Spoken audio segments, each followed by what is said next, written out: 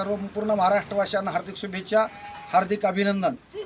एक आपल्याकरता महाराष्ट्रवासियांना शुभेच्छा देत असताना एक आपल्यासमोर एक दोन विचार मांडण्याचा प्रयत्न करतो की आज एक होळी एक सण आपल्या भारतामधील एक महत्त्वाचा सण आहे आणि या होळीच्या सणाचं अतिशय चांगल्या पद्धतीचं महत्त्व आहे। एक धार्मिक शास्त्रानुसार होळीचं महत्त्व आपल्याला सांगायचा विषय असा आहे, पूर्व काळामध्ये कृतयुगामध्ये हिरण्यकश्यप नावाचा दैत्य होऊन गेला आणि त्या हिरण्यकश्यपूनं या ठिकाणी त्या जगामध्ये अन्याय अत्याचार मांडला, भ्रष्टाचार मांडला आणि या पद्धतीने या ठिकाणी भ्रष्टाचाराने त्याच्या पोटी एक प्रल्हाद नावाचा मुलगा जन्माला आला। जगातलं अख्ख्या देवाचं नाव त्याने बंद केलं आणि त्याला मारण्याकरता त्याने 11 प्रयत्न केले, पण एकही प्रयत्न त्याचा सक्सेस न झाल्यामुळे या ठिकाणी होलिका नावाची त्याची बहीण म्हणली, दादा निराश आणि उदास का दिसतोस? त्यांनी सांगितलं, काय सांगू बाई, मुलगा या ठिकाणी मारल्या जातो पण मरत नाही। ती म्हणली, मला या अग्नीचं वरदान आहे की मला अग्निबाधा करू शकत नाही। शेवटला त्या अग्नीमध्ये होलिका नावाच्या बाई प्रल्हादाला घेऊन बसली।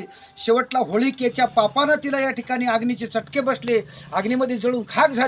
पण या ठिकाणी भक्त प्रल्हाद नावाचा मुलगा हिरण्यकशिपूचा नाम प्रल्हाद उच्चारी तया सोडवी नरहरी किंवा अग्नी जाळी तरी नजळे प्रल्हाद हृदयी गोविंद म्हणून या असा भक्त प्रल्हाद अग्नीतून सुद्धा वाचला आणि सर्व भक्त मंडळीला या ठिकाणी त्यांनी जमा केलं आणि होळिकेची होळी झाली।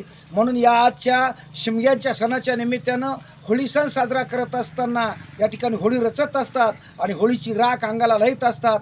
कोणाचे दृष्ट काढायचे असेल, कोणाची काही कोण्या पद्धतीची अंगदुखणी वगैरे असेल, याकरता होळीचं राख सुद्धा या ठिकाणी कामाला येत असते।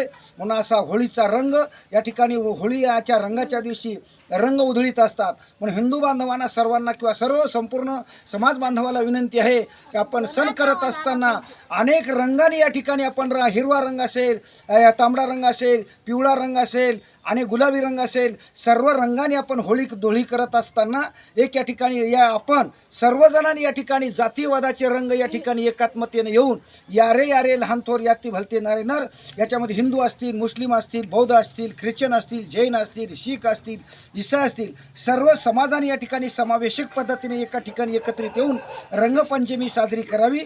या निमित्त ह्या होळीच्या आणि धुळीच्या शुभेच्छा देऊन मी माझ्या बोलण्याला पूर्ण विराम देतो। जय श्रीराम।